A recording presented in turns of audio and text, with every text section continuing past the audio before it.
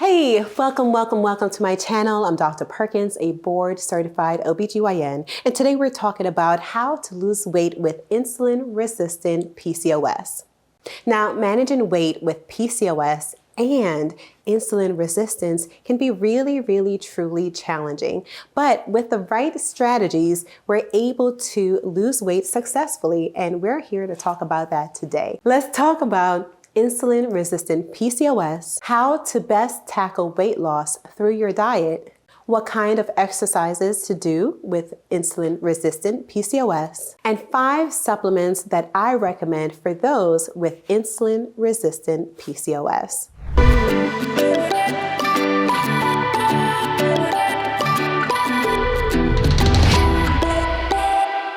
First, to talk about this topic today, I'd like for you to understand insulin resistance and what that means. Essentially, when we eat our meals and we have our carbohydrates and our proteins and fats, say with a slice of pizza. Pizza has roughly all of those macronutrients.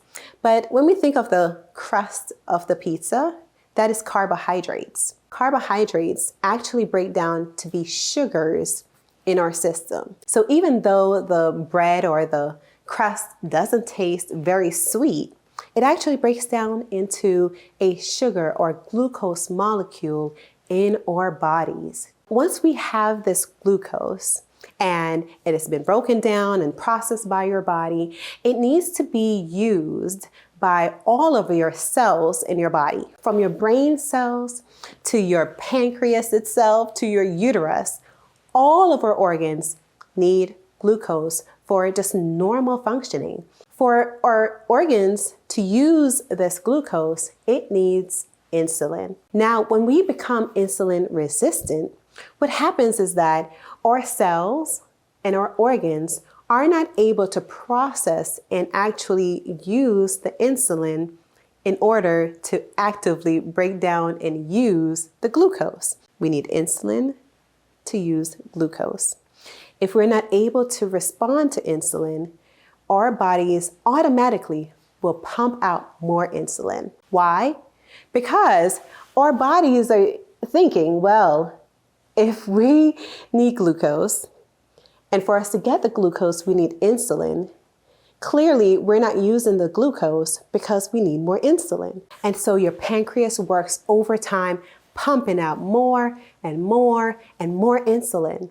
And your cells are still like, hey, we are still not using this glucose. We can't use it. That is what being insulin resistant means. And when we have all this unused glucose hanging around in our bloodstream, our bodies will then store them as fat. This fat is not being stored in our liver like where it should be normally. It is being stored in our abdominal area, right where we least want it, and really in a place that is more dangerous for us when it comes to health. In general, we want less fat storage in our middle of our bodies, in our torso, in our trunk. We want more fats to be on our extremities as much as possible. Visceral fat is the fat in our abdomen, and that can cause us to be at risk for heart disease and a lot of other metabolic problems. And so we want to stay away from that. Insulin resistance increases the likelihood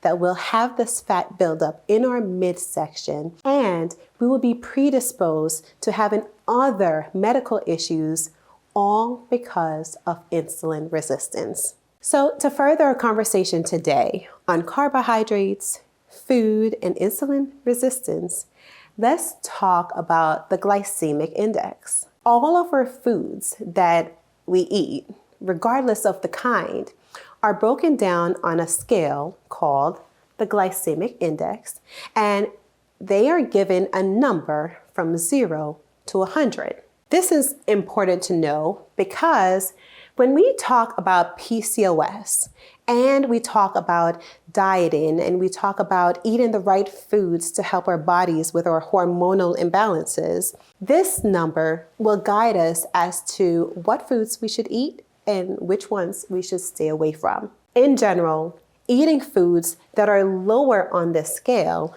would be best.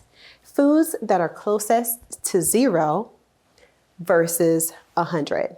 If you go to get some produce, there's nowhere on there that will say glycemic index of 5. So it's important for us to Google or search or find a resource that may be helpful to guide us with which foods are lower in the glycemic index versus higher. Now, before we break this down even further, it's important that we talk about the scale here, okay? So low glycemic foods are foods with a glycemic index less than 55. High are those greater than 70, and medium is everything in between, 56 and 69. Now, carbohydrates are broken down into 3 different forms. The first is glucose, or simple sugar. This is the form that can be used by the body and the form that we always want to get. The second is starch. Starches are essentially many glucose molecules together. If I had to draw this another way, if glucose is 1 molecule, a starch may be 5 of those. A fiber, on the other hand, is something that cannot be broken down by the body, and it flows through your digestive system, carrying things with it and exiting your body as stool. To be clear, we have 3 forms of carbohydrates: glucose, starch, or fiber. These are important because they're classified based on a glycemic index. Overall, this is important in understanding PCOS, how to eat with PCOS, and how to lose weight with insulin-resistant PCOS. Now let's dive just a tad bit further here. A glycemic load looks at your glycemic index in the form of how much you're eating and the types of food that you're eating. Now, why is this important? Let's tie it in all together here. Eating carbohydrates is very important for those with PCOS, especially those trying to lose weight, even with insulin resistance. In order for us to jumpstart our system to help with the losing weight process, it's important that we have the right types of carbohydrates. Simple carbohydrates come in the form of glucose. They're single and ready to be used by the body. However, they cause a ton of insulin being released in your body. And if you're already insulin resistant, this is not exactly what you need. We want to incorporate more starches that also are whole foods as well. These are starches that have a lot of fiber with them. So let's think about white rice, which would really be a glucose, compared to brown rice. Brown rice has a starchy aspects, but it has fiber. When we have foods that incorporate our starches and fiber together, we are having foods that are lower on the glycemic index, but we're also having foods that are less likely to make your insulin spike, which is exactly what you need when you are insulin resistant. What foods are those? Well, here's a list for you. Having brown rice, as I've mentioned, having oats, quinoa, having beans, hummus, peas, green vegetables, having sweet potatoes versus white mashed potatoes, having more berries than other fruits, and having foods really in their whole natural forms. What do I mean by that? Well, having applesauce versus an apple is almost like you're having 2 different foods. Keeping your foods whole with the fiber and the skin intact and having it naturally as such, instead of it being processed and broken down already, is always the best option, especially when you're insulin resistant. There's so much more that I'd like to share, and so we'll pause right here and there will be a part 2 to this video. So if you'd like to catch the other half, go ahead and like and subscribe so you'll be notified when the next video comes out, and join me for that conversation.